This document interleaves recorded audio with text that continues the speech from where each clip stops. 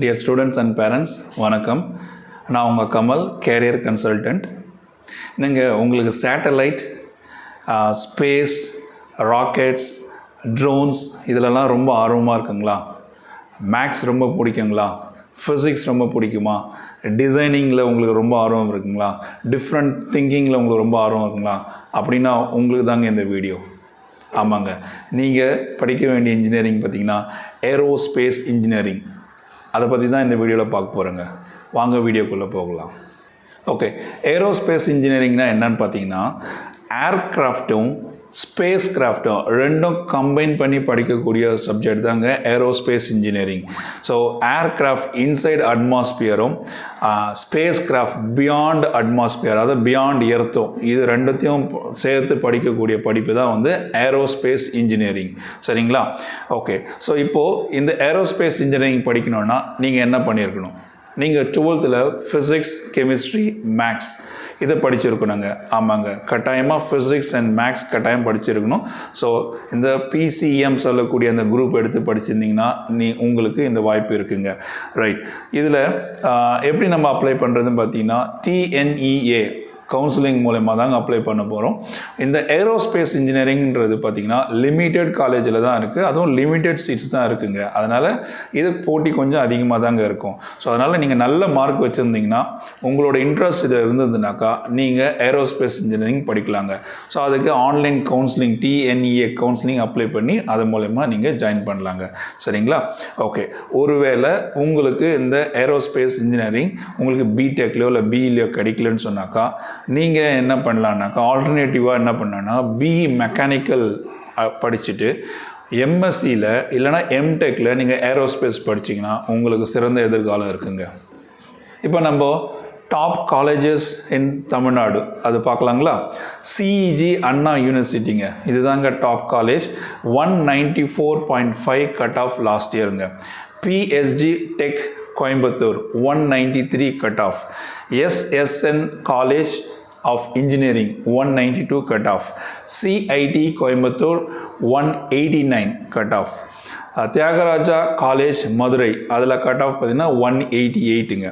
அப்புறம் வந்து GCT Coimbatore 186 cut ஆஃப்ங்க. சென்னை இன்ஸ்டியூட் ஆஃப் டெக்னாலஜி இதில் 184 cut off. Kumaraguru college of technology அதில் பார்த்தீங்கன்னா 181 கட் ஆஃப்ங்க. ஸோ இதெல்லாம் வந்து நம்ம தமிழ்நாட்டில் இருக்கக்கூடிய டாப் காலேஜஸ் லிஸ்ட்டுங்க. ஓகே, இப்போ நம்ம அடுத்து கேரியர் பாத் என்னன்னு பார்க்கலாம். என்ன ரோல்ஸில் நீங்கள் ப்ளே பண்ணுவீங்க இந்த படிப்பு முடித்த பிறகு அப்படின்னு பார்த்தீங்கன்னா சேட்டலைட் இன்ஜினியர் ஆகலாம், அப்புறம் பார்த்தீங்கன்னா ட்ரோன் ஸ்பெஷலிஸ்ட் ஆகலாம், அப்புறம் மிசைல் டெவலப்பர் ஆகலாம், ஏரோ சாஃப்ட்வேர் இன்ஜினியர் ஆகலாம், CAD ஆர் CFD அனலிஸ்ட் ஆகலாம். ஸோ இந்த மாதிரி பல்வேறு ரோல்ஸில் நீங்கள் உங்களுக்கு வேலை கிடைக்குங்க.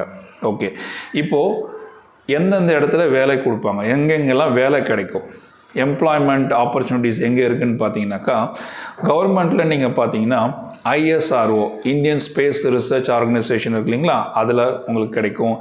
DRDO, HAL, NAL, ADA இந்த மாதிரி துறைகளில் இந்த டிபார்ட்மெண்ட்ஸில் உங்களுக்கு வேலை இருக்குங்க கவர்மெண்ட் செக்டார்ஸில்.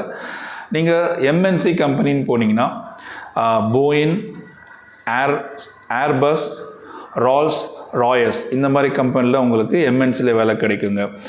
அதே மாதிரி நீங்கள் ஸ்டார்ட் அப்ஸ்ன்னு பார்த்தீங்கன்னா ஸ்கை ரூட், கருடா ஏர்ஸ்பேஸ் இந்த மாதிரி இடத்துங்களில் உங்களுக்கு வேலை கிடைக்குங்க. குளோபலான பார்த்தீங்கன்னாக்கா வந்து NASA, ESA, SpaceX இந்த மாதிரி இடத்துலையும் உங்களுக்கு வந்து உலக அளவில் உங்களுக்கு வந்து வேலை கிடைக்குங்க.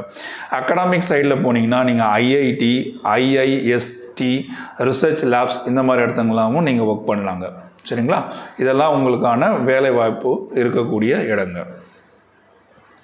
ஓகே, அடுத்தபடியாக நம்ம பார்க்க போகிறது எக்ஸ்பெக்டட் சேலரி.